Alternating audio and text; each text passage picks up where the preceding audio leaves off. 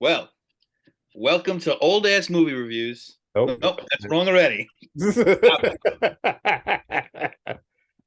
recording in progress fucked me up. incorrect. That's not the name. All right. 3, 2, 1. Welcome to We'll Fix It in Post, old ass movie reviews. I'm Joe Sonnenblick. And I am Don Vega. And this is a new thing we're trying, a little podcast we're doing where we're going to review films pre 1998. That's right. So, That's a generation ago, 25 years. 25 years, because you've seen Oppenheimer, you've seen Barbie. Now we get to real pictures, real films. Not say those weren't real films. I didn't see either one of them. But so we'll be doing. You didn't see Oppenheimer? They were good. No, I'm not going to see that yet. I got to wait for it to be free so I could illegally stream it. Wow. So we'll be doing a mix of American film, international film, color, black and white, maybe even some silent film. We don't know yet. I don't think we'll do silent film, but go ahead, go off. Nah, we're gonna have to do one silent film. Charlie Chaplin seems like. Nosferatu for Halloween. Sure. That could be good. It's a great film. So the first film we've chosen. You want to tell them the first film we've chosen? We have chosen 1941's The Maltese Falcon, starring Humphrey Bogart and other old dead white people. Mary Astor. They're all dead. Sidney Greenstreet, Peter Lorre. Yeah.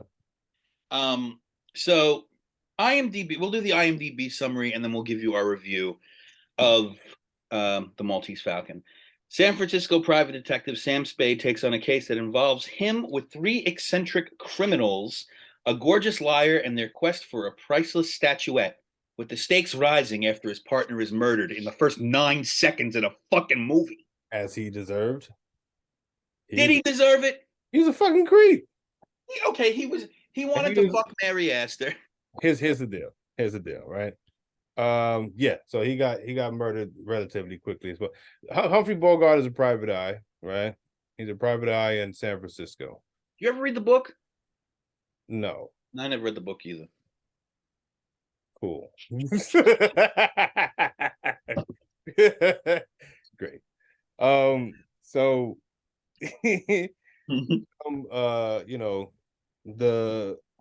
I have different names for each one of these characters. You do? How about their character names? No. The client she gives a fake name at first. Vandal, some shit. I don't know. I've her lying lady. I think her name originally was Wanderless, which then it's Wonderly, it turns out to be. Yeah. And then it's Mrs. O'Shaughnessy. Yeah. She's a liar. I call her lying. Yeah. So the lying lady comes in saying that her sister's missing, right? And she's trying to hire Humphrey Bogart and his partner Miles. Humphrey Bogart's character's name is James Spade in the movie. James Spade. Like yeah. You're thinking of James Spader, the actor. His last name was Spade, though. So what's his first name? Sam. That makes more sense. Sam Spade. Mm-hmm. So and then she throws money at him to help them look for a sister. She gives some information. She's held up with some burly looking dude, and she's in trouble. Yada yada. And yeah, so his partner's like a creep the whole time and shit. And then they agree to do it, and then the next scene, his partner gets shot. So very quickly. And you have to be. I guess in 1941, you didn't know that the broad shot Miles there, but you had to very quickly figure it out. I mean, didn't you very quickly figure that out? Spoiler alert. No. Not really. not even relatively quickly. Wow. No. I gotta be honest with you. I've seen this movie a handful of times. I think this is the most I've actually paid attention to this movie. And because it's a lot of talking. A lot of these old movies got a lot of talking, and it's a lot of talking. Point. So there's a lot of twists and turns. Everything's a twist and a turn. It's a crime noir film, so that's kind of the whole. I hate film noir. I don't like it. I never did. I find it to be a category of film that is just it presents so many of the same film in a different city. You know, this guy's a gumshoe. That girl's this. That. And then it's always Edward G. Robinson is the killer. Okay. Now, this movie, what it does, I'm gonna just give you the short review. I didn't like it. I don't like it. There are films that are considered American classics that are extremely overrated. I wouldn't put this at the top, but it's very close. John Huston's a great director. This is his first film as a director. He's done The Treasure of the Sierra Madre, Key Largo, which is the only Humphrey Bogart film I do like. Okay, I got to And check that out. yeah, that's a really good film. He also did The African Queen with Humphrey Bogart, which is absolutely awful. He did The Misfits, which is a great film in 1961. And I also believe that he did Fat City. Fat City with Stacy Keach as a boxer. Excellent film. He's a really, really great director. Mm. This is very not amateurish, but it doesn't show his entire skill as a director because he's learning. I think he was Well, maybe yeah, you could tell that, I think, because it's only let's see, one, two, four locations at most. Mhm. You know what I'm saying? Maybe a fifth if you want to count the lobby, but it's not a lot of ground being covered. And I think that's what film noir does, though. It doesn't give you a million locations. It Nah. gives you maybe 4 or 5 But there's locations. not even a lot of camera work either. You know what I'm saying? Well, no, but the camera work he uses, a lot of pan ups and a lot of um, floor shots pointing up to make characters seem bigger than they are, bigger Yeah. stature, a lot of use of shadow, a lot of use of fast movement on the camera, and then a lot of use of making the actors move very very over dramatic, very over the top, which for that time was the norm. I like to say there's pre Marlon Brando and post Marlon Brando for acting. This is pre Marlon Brando clearly because it's a lot of a lot of herky jerky shit. I just don't. I don't like Humphrey Bogart. It all comes down to that. I just don't like the guy. What is your gripe with Humphrey Bogart?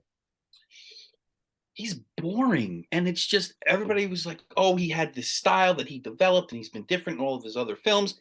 No, He's the same guy in every film. he's the same in everything. He's the same guy. Which Except when we get to our recast segment later on, I will bring that part up again, how he's the same guy, and the person I recast him with, I think that could be said about him too.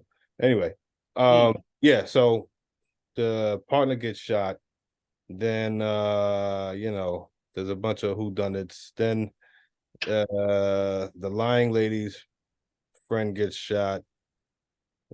This is a great review. This is a lot of people getting shot, and a lot of you know they're also getting shot in the side too. Nobody gets shot in the chest or the neck or anything. nah, they're getting shot. You get killed from that gunshot to the back.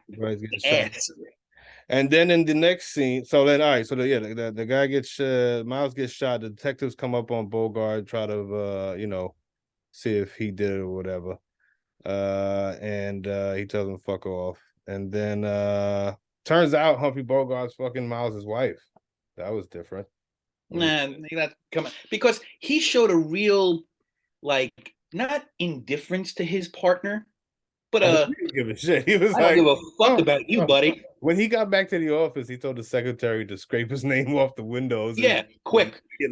And I gotta say, that was done really well by John Huston because I'm always half expecting these movies to have continuity issues, and there really wasn't that much pretty straightforward continuity in a big problem.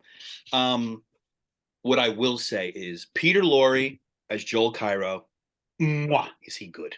I love him in everything he does. He is so talented. And they want to call him a character actor. The man was a great actor. Yeah. He was a great actor. Sidney Greenstreet as Gutman. Oh, yeah. Unreal. Unreal performances. And I forget the name of the kid who's 38, by the way. He's trying to play 18. He's 38 years old. Looked rough. I think everybody looked kind of rough in this thing. That's Elijah Cook Jr. Yes. Yeah, Um, he played Gutman's goon. yeah. Who got Wit, slapped with around a by W. I think his name had a W. Wilmer Cook. Wilmer, yeah. Very good. Very good as well. I think the There was writing, intensity to him, and that was yes. cool. He acted with his eyes. He acted not so much with his words, but I mean everybody in this film had a lot of brooding intensity that really leapt. The acting, aside from the main character, was fine. I had no So problem with it. do you get the impression that Bogart was purposeful in the manner that he acted because he was, it's a brand. You know what I'm saying? I always had this thing with Humphrey Like Bogart. think about like modern people like Dwayne Johnson. You know what I'm saying? And certain actors, they won't do certain like scripts will get changed because they're protecting their brand of just them as whatever. They Well, always have to have certain aspects of their good guyness. They won't do this. They won't do that. no, I think so. Bogart at this time was relatively new. 41, he's relatively new because Casablanca is next year. Yeah. So he's not there yet. And what I read about him, because I did some other research after I watched this movie. Oh, you did research. Yeah, I did a little research. I'll do it. He hated, not hated, but he measured everything he was in to the Maltese Falcon and didn't like nearly anything he was in as opposed to this. And he Really? searched and searched and searched and searched for a film role like this and said he never found it again. And he had a movie right before he died that he and Lauren Bacall were going to make that apparently was very close to this. And then he got cancer and died. Yeah, Um, early. He was like 54. well, he smoked like 19 packs of cigarettes. I've seen 30 just in this one movie alone. It was just so much smoke. I mean, look, that's just what it was back then, but I'm not going to take anything away from that. That's just what it was. But I think the side characters, you know, Ward Bond as Detective Polhouse, awesome. Which one was that? The grouchy one or the The one who was trying to play nice with Sam. yeah. Good cop. Yeah. And Barton McLean is the grouchy Dundee. Oh, Question. Barton McLean. Now that I'm looking at his picture, I don't know, but people age so badly. You know who I thought that was when I was first looking at him? He looks like Elaine's father from Seinfeld. Lawrence Tierney is Okay. Lane's father. No. He does, but Lawrence Tierney was like 6'8". Yeah, he was a huge guy, yeah. Yeah, he was like 6'8". Very good casting, I think. I mean, aside from what I feel about Bogart, but when you have the main character be your star and who you want to do all the dirty talking and the violent gesturing and all that, the script is the script is great. Now it's up to you, Humphrey, to elevate this script, and he doesn't. And I don't believe him. And I also think that there were too many twists. There's a Too lot many, of this. like, but they're not. They don't even make sense. Oh yeah, I'm talking to you, but I'm really lying. And I'm lying to him. I'm lying to them. Everybody's lying. Everybody. Yeah, Sam everybody's Spade is lying too. but you gotta look at this but though. Sam Spade, yeah, he was lying the whole time. Sam Yeah, Spade, he's Bogart. an anti-hero. He was trying to get the money. Every Oh time yeah, he said another lie to another character, it was a lying lady or crazy eyes or fat guy. They each the number went up to find the Maltese Falcon. And I guess we didn't tell the premise of the show. The Maltese Falcon being a statue that everybody thinks yeah. it's like Everybody's after the Maltese Falcon. some old statue from the Knights Templar days and 1585, I think it was, or and that was completely made up. yeah, That was not a real completely guy. made up. So John Huston is Angelica Houston's father, Okay. and John Huston has said he said this after Humphrey Bogart died that if Jack Nicholson was the lead in this movie, he said it'd be the greatest American film ever made. Hmm. And I'm not doing that for the recasting because we said modern actors, but I would definitely have loved to have seen what Jack Nicholson could do with this because do you ever see Chinatown? No. Okay, we'll talk about that too eventually. That's a movie we'll have to watch in our overrated American film series. Um, um, Problematic as it sounds, it makes me nervous just hearing the name of it. it's just set in San Francisco's Chinatown. That's all. Nothing racist. No, it's not. Okay, we'll see. Um, I was expecting problematic language in this film, and there was none. I'm very annoyed at that. No, not too much. Too much going in the way of problems. How many black people did you find in this movie? Well, in the theater or No, in this movie. zero, In the actual film. zero. Wrong. There was a black couple in the lobby. Come on, give me a break. But they made a very big point. They were center framed and focused on until Humphrey came walking around them and in front of them. That must have been when I was begging for this movie to be over. Yeah, I spotted, count them, 2 black people. That's fine. It's 1941. What do you want? No, I'm just saying. I'm just, it's just something you Oh, know. you're counting them? Oh, I'm counting them. I mean, I don't know how many Jews I spotted. Probably a lot.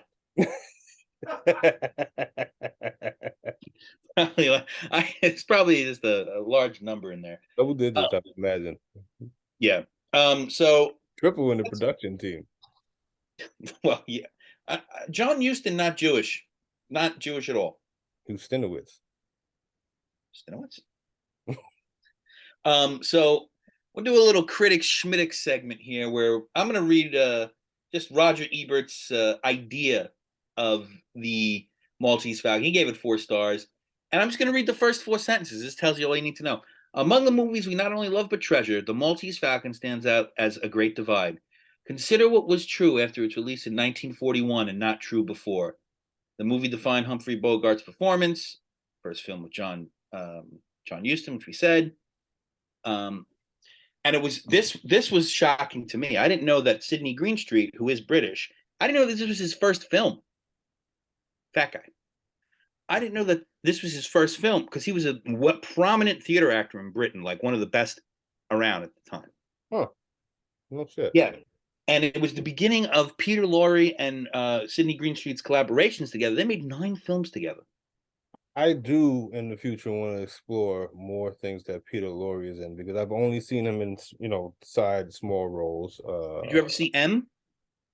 No, I know of the movie, but I never seen it. Good movie. I think another overrated film, but good movie. Yeah. Yeah, it just doesn't land for me. And it's all Bogart. It just doesn't land for me. All right. So that was your very I said I love John Huston as a director. Writing is top notch. It really is top notch writing, and it explodes in some places, and in some like I always think of it as short fuse, long explosion. Mm-hmm. That's Dashiell Hammett, who I've only read his short stories. I've never read any of his novels. He does that short fuse, long explosion, and I think every character in this film has that, where it doesn't take more than a sentence or a look for somebody to just shoot somebody. They're threatened to shoot somebody. Like there are more guns in one scene in this movie than I saw in the movie Heat. Humphrey Bogart had like 3 guns in his hand. Yeah, pull him out of his pocket, out of his mouth. He's got a gun. Fucking wow. I, on the other hand, this is probably one of my favorite movies. I actually am a fan of Humphrey Bogart. I don't think that every actor or every movie it is required to have someone of such tremendous range as a Marlon Brando or Jack Nicholson. I think entertaining is entertaining enough sometimes, and as long as the pieces around you work really good, then that could make for a good film too. I think Humphrey Bogart is probably, whether it's intentional or just it is what it is. I think he's a giving actor, because he's the movies he's been in have always had a very strong supporting cast. Oh yeah, Now, you could say that's because they have to marry him. carry him, like in your opinion, but I think it's more so just he knows his role and what his strengths and weaknesses are.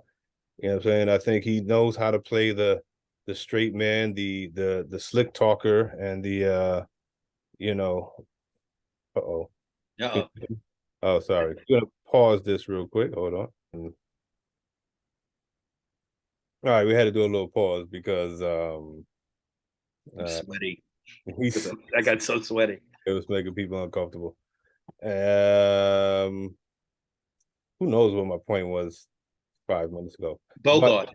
Bogart, great. Well, no, you were talking about how he's a giving actor. Yeah, I think he's a giving actor. Maybe by consciously or subconsciously, who knows? He only lived to be 54, like you said. I mean, and like it seems like he started pretty late too. Yeah. You know, and yeah, I enjoyed the movie. I thought it was cool. The twists and turns. Like I said, this is probably the most I've ever paid attention to it. I think I probably fallen asleep to it most of the times. It has that effect. Yeah. You know, Definitely has that effect. I screw off things to take naps. And it's not like I don't like black and white film. I do. But I do agree that in this colorized film world that we're in, even digital film world, it's harder. I don't know what it is. Do you find it to be harder with black and white film to I find it hard. You spoke about continuity earlier. I found it hard to figure out what time of the day it was in some of these shots. Like, is it Oh evening yeah. or is it night? You know, they had it, but they did subtle things like they were at when they were all waiting in the in Humphrey Bogart's apartment towards the end of the film, waiting for his secretary to bring the statue. Um at some they were reading books and smoking cigarettes, waiting, and then time passed, I suppose, and you could see sunlight coming through the window, so they turned off the lamps. So shit like that, you know what I'm saying? So they kind of gave you a sense like, all right, now it's daytime. Well, Now it's there were also moments where Humphrey Bogart was like, "You're interrupting me early," and I'm like, yeah, "Well, yeah, what yeah. time? What What is time is early? it? What do you mean? What Why would you eight, call me this ungodly hour? 8 p.m.? Like it's just like I don't know. But in that scene, he said Two. early and then late in the same fucking sentence. So I'm assuming it was like 2, 3 o'clock in the morning, and that's where he was pissed off because it was both early and late. 2, 3 o'clock. I also think that could have been. I mean, maybe not because I'm thinking of it now in a colorized world, but that could have been a device that John Huston used to confuse the viewer. Why? I'm already confused. Why do I need to be confused about time and place now? Yeah, I don't. But it felt like multiple times. I'm like, well, what fucking time is it? What is he looking? He's looking at because also he's right near the fisherman's wharf, Yeah. and it's foggy sometimes. So like, what the fuck time? Those what year, what day, what time of the year is it? What time of the Yeah. day? What time of the month, man? And this, so you were talking about big events in 1941 in Pearl Harbor. Yeah. This was released 6 months after Pearl Harbor. Yeah. So at the time, I also read something very interesting about 1941, the movies during the war, from when the US went into the war in 41 to 45. Those 4 years were the most movie going populous years in America. Right. And also because they had the movie reels, the news reels, where you can figure out what's going on Yeah. overseas. That's where you went to get your news. Yeah. Mm-hmm. So very interesting that this was also shown 1941. I feel like the lady from Shanghai, Orson Welles, because no, Citizen Kane was 41. Yeah, Right now. Citizen Kane was 41, wasn't it? We have How Green Was My Valley, Awful. Lady Eve, Never saw it. The Wolf Man. Saw that. That was good. Yeah, High Sierra, Sullivan's Travels, The Devil and Daniel Webster, that's a great movie. Ball of Fire, 49th Parallel, Manhunt, Ziegfeld Girl, Here Comes Nice. Mr. Jordan, Holds That Ghost, Suspicion, Yep. Dumb Hitchcock. Dumbo, that was good. Meet John Doe, Maltese Falcon, Shadow of the Thin Man, Citizen Kane. You were right. Yep. Did you say Citizen Kane? You did, right? Yep. Mhm. The Big Store, I Wake Up Screaming, Penny Serenade, Sergeant York, The Little Foxes, and Hell's a Poppin'. Hell is a pop. That's what I heard. Um, Little Foxes is a play by Lillian Hellman, I believe. That's a good play. I never saw the movie. Um, and you mentioned the Big Store. I think that's a Marx Brothers film. I think that's one of their last films as the Marx Brothers. Where Uh, do you think hmm, the number one movie in 1941 was Sergeant York? It no, it's grossed because 16 million. people are bored. And Gone with the Wind. That was Gone a with the Wind came out in '39. That should tell you it how popular that movie was. kept playing it. Jesus Christ. Suspicion was number three. Number four was A Yank in the RAF. Number five was Buck Privates. Number six, Honky Tonk. Number seven, Dumbo. Number eight, Tobacco Road. Number nine, Citizen Kane. And that should let you know that Americans have not changed their film palette because five of those nine movies are stupid comedies. Uh, it says only one of them a comedy here. The other one is Adventure for Dumbo. I consider You know, Sergeant York's it not a comedy. says drama. What am I thinking of? See, this is why we have a film podcast to know what we're thinking of. Sergeant York. Never heard of it. I don't know that. I don't know that. Never heard of Sergeant York. Anyway, you said you had a critic schmitic thing. Yeah, I did that. We did that already. We did it. I must have blanked out. Sorry. Yeah, it's fine. Look, You sure? You really? Roger, You did really? Roger Ebert blanked out too. Don't worry about it. He said he liked it. He said he liked Yeah, it. well, he thinks it's one of the great American masterpieces of all time, and Oh yeah, he said that. And then you repeated how you I hated it so disagreed much. with him. That's probably why I got lost. Uh, you want to move on to what? I would let's recast this film with modern day actors. All right, you go first. Okay, my Sam I'll Spade. go first. Because you Right. go too slow. Go ahead. All right. So in the future for this segment, and we might do little tricks with it. We might like hone it in. Like for instance, if we were to do this movie, another instance we might do recast this movie with actors that were popular in the 1990s. Shit like that. You know what I'm saying? We'll like recast it to from a certain decade, perhaps. But Yeah. right now we're just gonna recast it with actors that are acting now. Um, yeah. So that's the idea. Actors that are alive now. Hmm. So here's what I got. I'm gonna do Bogart last. I'll start backwards from the Grumpy Detective, which one? The bad cop, whatever. Hmm. I chose, and he passed away unfortunately, but I have two. I have Lance Reddick, Okay. right, as a straight man. Cop, the angry cop. Lance Reddick was one of the detectives from The Wire, right? He was Chief. also in yeah, he was the chief. Okay. I didn't watch that show. I gotta watch it. And What? yeah, I never watched it. Also, I picked another person from The Wire, Andre Braugher, who played no, incorrect. Sorry. Andre Braugher is not from The Wire. Andre Braugher is from Brooklyn Nine-Nine. He's a chief in that show. I never watched that. He plays a straight man, very matter of fact, and it's Okay, so I'm changing because you didn't tell me we could use dead people. no, I didn't. But you know what it was? I forgot he died because he died like a couple months ago. So I forgot he died. That's right. Okay. But we don't have to use dead people. It could be. It makes whatever. Well, now I'm changing what I because I I just thought it was good to still mention it because I wrote it down. I was like that would have been my first instinct was Lance Reddick, but Andre Braugher kind of the same idea. okay. For the friendly detective, I chose another actor from The Wire, Wendell Pierce, Mm, for the friendly one. For the secretary, we didn't talk about her much. She was No. pretty cool. She had some good lines. Yeah, she was good. So she was good. Her I forget what her name was. Her name was Gladys George. She played Iva Archer. I chose Aubrey Plaza for the Oh, second. that's good.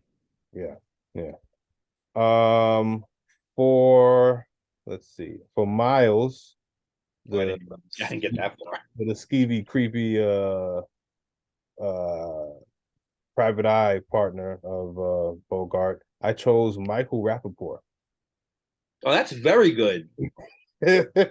Thought it Because was he's also only in it for 9 seconds. exactly. You That's don't need all to you use. really need for Yeah. Rappaport. I don't need him more than 9 seconds. I'm good. For his wife, I chose Oh, for you went Miles' deep. wife, the widow. Yeah, I did. I literally did everybody. I chose Rosario Dawson. You'll get it. I'm getting there. If you notice, I've made some changes You to have. You have. the I chose Rosario Dawson. I think that she could do the crying role, and that she has that type. And I'm gonna get to another character that I think they're kind of not interchangeable, but I think they're both capable of doing each other's roles.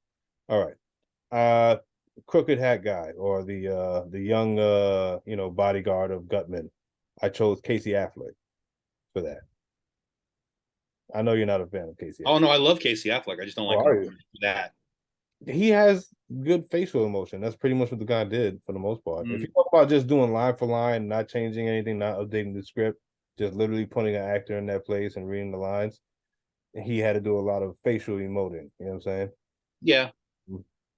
So that's why I went there. For Wonderly, the lying lady, I chose Kerry Washington. All right. I I see think what you mean. I think she could do changing emotions on a dime pretty well. You know what I'm saying? I don't Mhm. think you ever watch Scandal or nothing like that. So No, I never yeah, did. you wouldn't know. But yeah, I think she's capable of like switching her emotions on a dime type stuff. Okay. All right, I'm gonna switch this around. Okay, for Cairo, I picked Rami Malek, because He's they both awful. got So goofy terrible. eyes. So terrible. They both have goofy eyes, so I picked Rami Malek. That's what it was, isn't it? Nah, it's not. Nah, I like Rami Malek as an actor. I think he could. Yeah, it seems like something he's capable of. For Gutman, I picked Sir Anthony Hopkins. That's very good. Yeah, yeah, Sir Anthony Hopkins. Did you have to make him? Did you want to make him still British? Is that your idea, or I did you would, just? I would like it. I would like it to be. Yeah, I think it's cool. I don't think that should change. But it doesn't mean it doesn't have to. But it should be somebody that's highfalutin and shit. You know what I'm saying? Mhm. Yeah. And last but not least, for the role of Sam Spade, Humphrey Bogart, I chose Denzel Washington. No kidding. No kidding. So that goes back to what I was saying earlier, where the person that I recasted, Denzel Washington, a lot of people would, yes, he's a phenomenal actor. We've seen him really dive into roles and become other people. Think of like Training Day and stuff like that. Yeah. X. But for the most part, all his other movies, he's kind of the same dude, has the same tones, the same inflictions, he has the same ticks, and that's kind of like an old school caliber actor, I feel, that do things like that still. Think of like uh I think they're kind of on the same level of not acting wise. Obviously, Denzel, better actor, but that old schoolness of like I'm the same guy in every fucking movie, and this is just how I talk. This is how I move. You know what I'm saying? This is Yeah. yeah, I, yeah. I I can I can get look. I get what you're saying. My list feels is younger, but I I went get. older. Yeah, I went older. Like if this was Well, maybe not. Yeah, I don't know. if Maybe. I went 90s, I would still go Denzel. I would still go Anthony Hopkins. And then all these other people would be a little on the younger, too young, obviously. I would have to reach. Okay. But I if you notice, like I kind of I think for the most part, I kept the age ranges relatively the same. Yeah, So you the did. age You difference did. between Bogart and Gutman is the same with Denzel and Hopkins, more or less. Same thing with Wonderly, and same thing with Miles's wife. It's like there's a age difference, I think that's pretty clear. Yeah. So that's what I went with for my modern day recast of the Maltese Falcon. Okay. I'm gonna start from top to bottom. My Sam Spade would be Ethan Hawke. I think Ethan Hawke would fucking destroy as Sam Spade. Wow, Um, that's okay. I think he's got more than enough chops. I was struggling between Ethan Hawke and Bobby Cannavale. That's Which who. is Bobby Cannavale? Um, did you watch Boardwalk Empire? Somewhat. Um, Al Capone, not Al Capone. I'm sorry. Yeah, Al Capone. Bobby. Oh yeah. Oh shit. Well, he's like a fucking throwback actor in the in of himself. He is. But He's I a man just of think, time. It doesn't really make sense that he's acting in this. I know you thought. I know he's good. I like that guy. yeah, I just think Ethan Hawke would give it something darker than Bogart did. Yeah. Something a little more mysterious because Bogart was right there, right? He's right in front of your face. I think there would be a lot more pausing. There would be a lot more, you know, gravitas to it Yeah. for that. Mrs. O'Shaughnessy, I picked Scarlett Johansson. I think Scarlett Johansson would be fucking great, just because she is great. I was between her and Kate Blanchett, and I had to go with Scarlett Johansson because a little younger, a Mhm. little bit more. She seems like she could play a more convincing liar than Kate Blanchett, but I'm sure Kate Blanchett would be great. But I went with Scarlett Johansson. Gutman, Philip Seymour Hoffman. Okay, so that's the one that you changed. Yeah, Okay, so who because it was? was John Goodman, Yeah, that's pretty dope. but it would have he lost weight though. He's still a big guy. Yeah, I mean Phillips. I just think Philip Seymour Hoffman. You know who my real wild card would have been for Gutman, and you're not even going to believe I'm going to say this. I thought about Adam Sandler. A He can't be giggle funny. from my wife in the back. Well, I she said got a to do the giggle, dirty a look. giggle. She said, "Ee."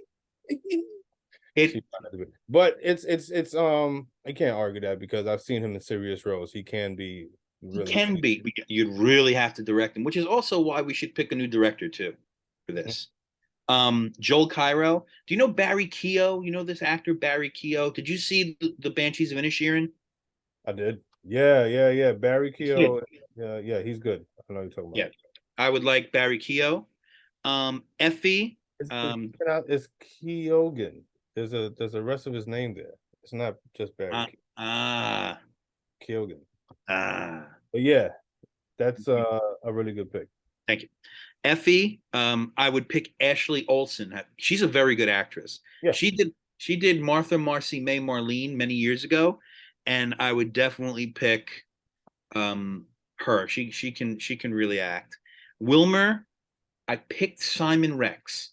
Do you know who Simon Rex is? He was in Red Rocket most recently. He was also a contestant on the Road Rules back in the day, but he's a very good actor. He's become a very good actor. Simon Rex. Okay. Yeah, look him up. REX, Simon Rex. He's what is he in his 40s? Yeah, Yeah, 49. Yeah. he's a very, very good actor, underrated actor. And your Bogart was who again? Ethan Hawke. I don't think you have enough of an age difference. That guy's supposed to be younger than Bogart. I think That he's like a with a kid. baby, he's if I shave his face, a baby face. He could do that. This picture I'm looking at, no. Well, okay, that's your pick. Mm. Archer. Now this is a tough one because I want there to be some creepiness to him, right? And I want there to be something very sly and underhanded about him, but also he's only in it for 10 seconds, right? Yeah. Ricky Gervais. Uh, I like it. I mean, sure. Okay. Detective Dundee. Get ready for this one. This is the mean detective, right? Hmm. Javier Bardem. Okay. You don't like that? I like him as an actor. Him playing against Ethan Hawke is easy, but him playing against the other guy, I can't see it. Who's the other? Who? Simon Rex? No, him playing against your other pick of Bogart. You had two picks for Bogart. You said, oh, Bobby Cannavale. Yeah. No, no, I went with Ethan Hawke. Oh, you're sticking with Ethan It's Hawke. going to be Ethan Hawke. I Oh, said I had to go oh, between Ethan Hawke and Bobby Cannavale, yeah, and for the reasons of too much personality, I went with Ethan Hawke. I yeah. want because Ethan Hawke would be a little bit of a lower register and a lower, he could really bring it together with quiet as Mm-hmm. opposed to being all out there. See, The Nice Detective was much harder. That Mm. was much, much harder. And nothing's going to work the way I want it to, but Ben Mendelsohn. Dang. Ben Mendelsohn would be my pick for The Nice Detective. He's a very good actor. As you can see, I didn't Oh change yeah, much. Ben Mendelsohn. Yeah, Yeah, yeah. I didn't change much in my cast. Uh, Javier Bardem is the only real change to make Is he? because Because he's a white guy from Spain, the European. So. so it's funny because before Effie Olsen, I mean Mm. before Effie Perrine with Ashley Olsen, I had thought about Jennifer Lopez. And that would have tanked your movie. I What? know. What the fuck? Well, I'd fire you as a casting director immediately. yeah, it wouldn't be good, right? No, I mean, it's hanging on by a thread with Ricky Gervais in there. I But mean, even him. If you watch Afterlife, he's a good act. He can act. no, yeah, no, he can. And again, he's only in it for 10 seconds. Um, who would you want to redirect this? Mm. I hmm. Who's capable of doing noir style? Whoever directed Denzel Washington Mm, uh what's that one where you touch people and the demon kept moving around? what the fuck are you talking about? He made up a movie. There was a movie where he was basically he was a detective in that movie. Um, God. Touched people? Yeah, there was a killer, and he was like and The John. Bone Collector? No, it was Denzel and John Goodman. It was called Fallen, 1998. I've never seen that. We could see it. It was I liked it. It's a movie I like. Homicide detective John Hobbs witnesses the execution of serial killer Edgar Reese. Soon after the execution, the killings start again, and they're very similar to Reese's style. So basically, Okay, Reese. so John Goodman's the killer. I got it. No, that's not what happens at all. We'll Damn, watch it. No, that's not what happens. No, I thought I could just figure it out. nope, nope, nope, nope, Okay. nope. That's not what happens. Yeah. So like the killer, he touches people and he bounces from one body to another, possessing people. I don't love that premise. That, I that's gotta say, I don't love that premise. Okay. I feel like with this one, let's see if so whoever directed that, I didn't look who the fuck the director was. Whoever directed But that, why don't you? We have time. yeah, I bought it. It's true. We bought Zoom for this, folks. Yeah, we spent top dot. Gregory Hoblet. I have no idea who that is. Yeah. What else did he do? Let's see. What else has he done? He has known for Hill Street Blues, The with the, Channing Tatum? the show. Yeah, he did 1981 to 85. He directed some of those. Oh boy. He did Frequency. With Kevin Bacon? Oh, he was a producer on both of those things. What did he direct? I bet he only directed Fallen, and then that was the end. He has a lot of Emmys apparently. So He's good at directing television. I will say that the premise for that movie with Denzel sounds like a television show. I mean, nowadays, sure, they would have turned it into a television show. No, I'm just saying, like, it sounds like one episode of Miami Vice or something. Primal Fear, he directed that. That was not a good movie. With with with with Richard Gere, right? Richard Gere. Yeah, that was not a good movie. Yeah, I don't know if I'd see the Hoblet directed version of Maltese Falcon. I'll tell you, I got one for you, and you're going to agree. Steve Hmm. McQueen. I know the name. I know he's a good director. Remind me of a movie he's 12 directed. Years a Slave. Well, I mean, he directed that down. What do you want me to do? It's a great film. Steve Uh, McQueen. Shame, Hunger. Have you only seen? Have you only seen? Careful. Well, I mean, you should see his other films. Steve Shame, McQueen. Um, Steve McQueen. Why is it not coming up? not white Steve McQueen. Yeah, I know. He would be perfect to redirect this. It would. The only problem is it'd probably be like 2 hours and 35 minutes. Shame. I didn't see that. Small Axe. Amazing, Didn't see that. Hunger. Didn't see that. Widow. amazing. Did not see that. Love, Widows was okay. Love is Rock. Didn't see that. Mangrove. Didn't see that. Occupied City. Didn't see that. Red, White, and Blue. Didn't see that. Blitz. Nope. Alex Weedle. No. Education. No. I've seen nothing that he's done. You never. The 12 Years a Slave. Okay. Did you enjoy that as a film? As a film, not quite. To be honest, Really?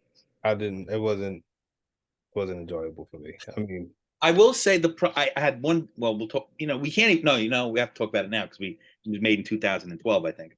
Um, the one problem I had with that film is that all of a sudden there's a white savior. yeah, there's that. There's But that. that white savior put $40 million into the movie for it to be made. So, Matthew McConaughey's got to do something. Everybody. Yeah. Or was it Brad Pitt? It was Brad Pitt. Yeah, it was Brad Pitt. Yeah. No, Anywho, it um, was. yeah, I Steve. like, Sure, Steve McQueen. he Okay. could definitely like really dirty, gritty. That's what I would want. I'd want those tones. His color palette is very earthy. Have Very. you seen the HBO show? Fuck, I haven't seen that one. Perry Mason. The No. remake of Perry Mason. That's really dark. Well, I Really, will. I want to rewatch it because I only got like 3 episodes in, and I kind of got distracted somewhere. I would whoever's directing that. I know I'm sure there's different directors each episode, but that type of Well, vibe of darkness, I don't know, because if we're doing scene for scene, line for line, there's not much room. You know what it really requires is somebody that's better at dialogue stuff because we're not adding scenes, right? We're not. It's not no twists and turns. It's the same scene, same locations. So that requires a director that's not an action director. It right. requires a director that's a stillness director. Yes. That's why I went Steve McQueen because Shame and Hunger, especially Hunger's about the Bobby Sands' hunger strike in Ireland when he went to prison in the 70s, and Fassbender plays Bobby Sands. It's unbelievable. Mhm. Unbelievable. Really, what Fassbender did to his body for that film is just he got down to like 72 pounds or something like that. It was fucking phenomenal. The way it was shot was phenomenal. He's got a way of closing you in, like really tight shots, but he's definitely a student of Hitchcock and definitely a student of Kubrick, Mhm. where it can just feel so constricting. And I felt that this movie needed that a little bit more. Houston was, again, first film. I'm not going to blame anybody on their first film. For this to be your first film, look, I got to say that's pretty fucking great. Yeah. I just, hate Humphrey Bogart. Um, it could have been it really could have been a masterpiece. It really could. But every time I hear his voice, every time I see his face, every time I fucking watch him smoke a cigarette, every time I see his big suits, every fucking time, it's just bad. You didn't like the karate chop he did to get the gun out of the guy's hand? That was pretty smooth. Karate chopped the shit out of that guy's wrist. Yeah. I mean, look, there were a couple of lines that he delivered. I was like, do more of that. Do more of that. Do it Back quietly. when he spazzed out on Gutman, and that when he was trying to convince him that he actually had the statue, and that he like blacked on him, like, you better give me the fucking money, man. I ain't fucking around. That he stormed out. Yeah. Just paraphrasing it for those of you that don't know. My fucking money, man. I think I would have respected the movie so much more if it just turned Fucking into money, like, see? if he just turned into like fucking Huggy Bear from No, when they were in the lobby and he points out to the hotel owner that Wilmer's there, and the little dialogue that he and Wilmer have was the best dialogue I think he might have ever done in his career.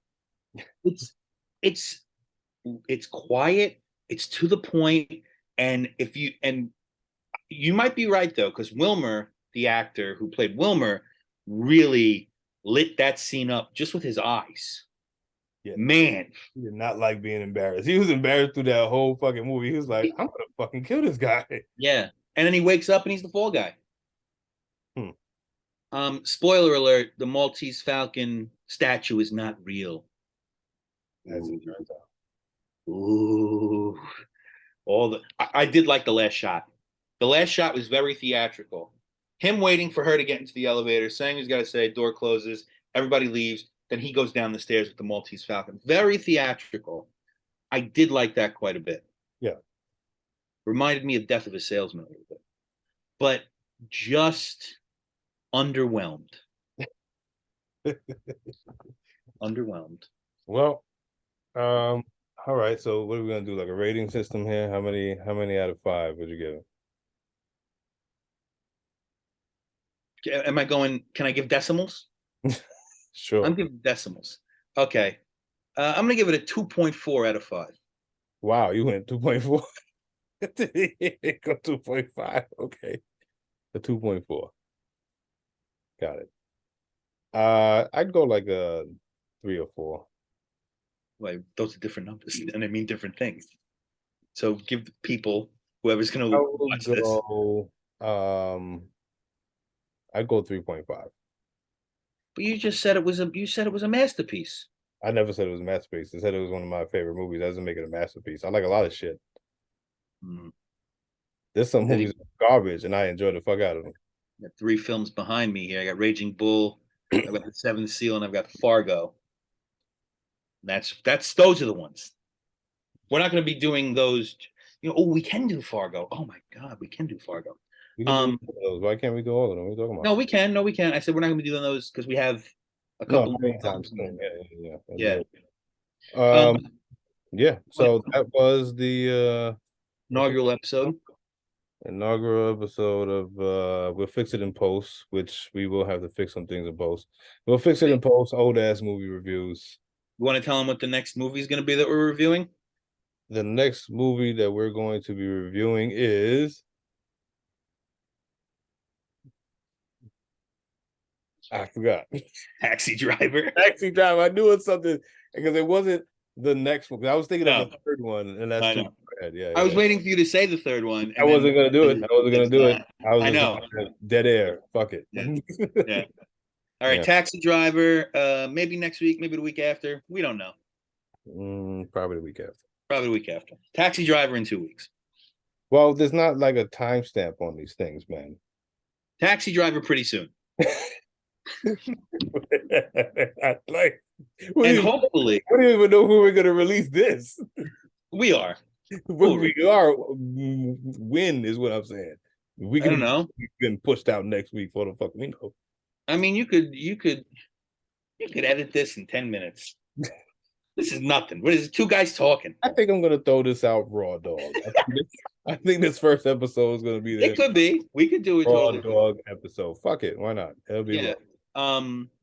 And hopefully there will be a time where we are in this space, this beautiful space together that I have down here, and we can review it Like I have a big couch, have to sit on the Now couch. it's comfortable. You said it was hot in there. I don't think Well, no, now I've got the air conditioner on. I feel beautiful. Oh, okay. You can't. I hope you can't hear it. I hope you actually can't hear it. I In also have a fan in the background. I hope you Oh, can. great. So we might have to do this whole episode over I again. don't want to do this over again, man. Because then I'll have to rewatch it.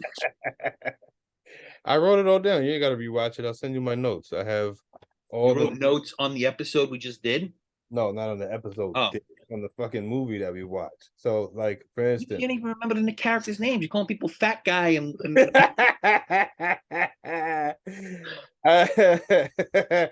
I gotta see I got Bogart's partner comes into the office for I being don't want the immediately creepy. notes. He gets I shot in don't the next want scene. the notes. Detective at the crime scene thought he was a next scene. Bogart finds out the guy looking God, for I him hope you dead can't hear too. my air conditioner.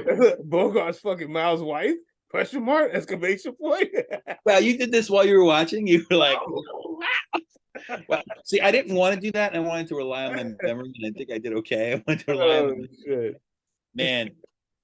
I like Taxi Driver. I know. I don't even need to. I can do it right now. But I will watch that next week or this week, and I'll just watch it for fun. I fucking love Taxi Driver. Oh, What? I said I love Taxi Driver. Well, you're not supposed to? Well, they know now. You said it 5 times that we're gonna be rewatching Taxi Driver. Oh, you don't know what your review is? Yeah, Nobody fucking cares. they should. Nobody I'm an authority. cares. I'm an authority figure. I've Wait. So you think this whole show is going to be hanging on people giving a fuck about your opinion? No, silly, you silly goose. silly goose movie. This is for silly goose reviews. Yeah. What was the other name we came up with that was actually okay? Oh man, did I write it down at all? You texted it to me. Oh, I must have texted it to you. Also, if anybody, when Has names. out has better names. Yeah, you want to call us something? I mean, I still think two dickheads talking about movies is great. Nope, still not good. That's still got it. Still not good. What was it? Film bros before hoes. Old opening nights. Yeah, that was it. That was all That's right. pretty good. That the more you say that, it's pretty good. Um, And you texted me another one that wasn't as good. we didn't get that box office rewatch. That's horrible. Fuck off. No, I'd rather call it fuck off. Well, I'll tell you what, we're gonna fuck off. This is the end of the episode. That's enough. Thank you. I'm pretty sure we've gone over the limit that we agreed upon. Thanks a lot. Oh, by a lot. Yeah, like quite a lot. I'm not editing this. This is the Raw Dog episode. Hopefully the other ones will be a little bit more contrite. Yeah, the other ones will be condom filled episodes. This has been the first episode of we'll fix the post. Movie reviews. I am one of your hosts, Don Vega. I'm Joe Sonnenblick, and I'm warm. We'll see you next time at the movies. We got to get a sign out thing too. Let's try to put a note on that. Let's say something better. Okay, bye.